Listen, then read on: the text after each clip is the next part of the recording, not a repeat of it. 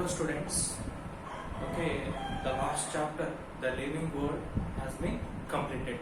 What we have studied there? Okay, we have studied some characteristics of an organism. So that is very important question for examination point of view.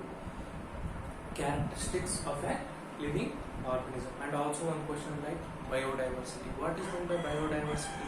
Just once again, I am glancing you students. What is meant by biodiversity? The sum total of species richness is called as a biodiversity, which means that in our planet, whatever all the living organisms are said to be present, no, it is called as biodiversity. Bio means life, diversity means different in organisms. And come to characteristics. What are the characteristics we have seen? We have seen first one, growth and development. Second one is metabolism. Third one, consciousness. Okay. Some characteristics we have studied, and also very important one, reproduction. Two types of reproduction. That is sexual reproduction and asexual reproduction. If you come to metabolism, two types of metabolism: anabolism and catabolism. And finally, that is organism. That is organ structure. That one characteristic. And another one is consciousness. That all we have studied. And also we studied taxonomy point also. See, that chapter is related to this chapter. So that I am once again glancing you. Taxonomy. What is meant by taxonomy? The scientific study of an organism, whether it may be a plant or animal, that is called as taxonomy. In taxonomy, we have seen taxonomical hierarchy, nothing but one sequence we have seen. What is that sequence? One by one, that is classification, kingdom, phylum, order, species, genus. That one we have seen. If you write any organism, that is one classification manner. In that manner, we have to write in a order wise. First, we have to see the first, for example, a plant. We have to write that kingdom. In which kingdom it will come? Plant A kingdom. If it is animal, means it will come under Animalia.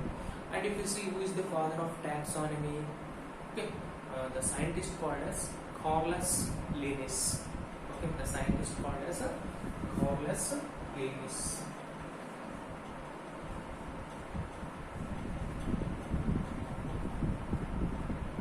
He was called the father of taxonomy. He given the kingdoms, two kingdoms only have given. One is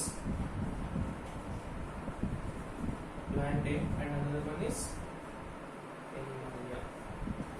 Okay, in Animalia, human beings will come and also all animals will come. In plant A means all plants. All plants, there are different types of plants, all plants will come. This was given by the scientist Carolus Linnaeus. And especially in biological classification, okay, the scientist, the Carolus Linnaeus, he given only two kingdom of classifications. One is plant A and another one is animal. What about remaining organisms? Like unicellular organisms are there, that is yeast, amoeba, all these things, unicellular organisms, and multicellular organisms, nothing but microorganisms, and photosynthetic organisms and non-photosynthetic organisms. Okay, these kingdom of classification, later the scientist was given, that scientist name is called as R.H. Whitaker.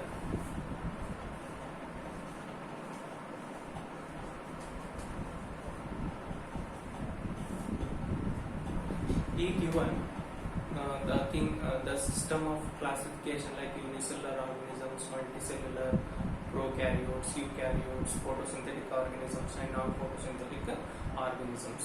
Okay, nothing but lower organisms all will come. That scientific study was given by the scientist R.H. Whitaker in the year 1916. He given the classifications. Okay, five kingdom of classifications you have given. One is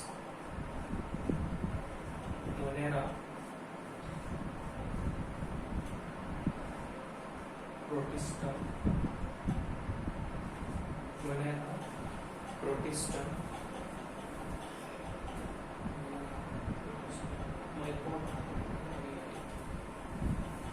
Mycota, is fungal.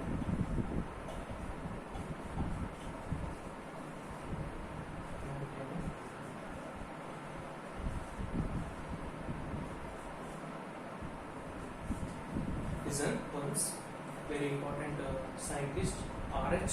Whittaker.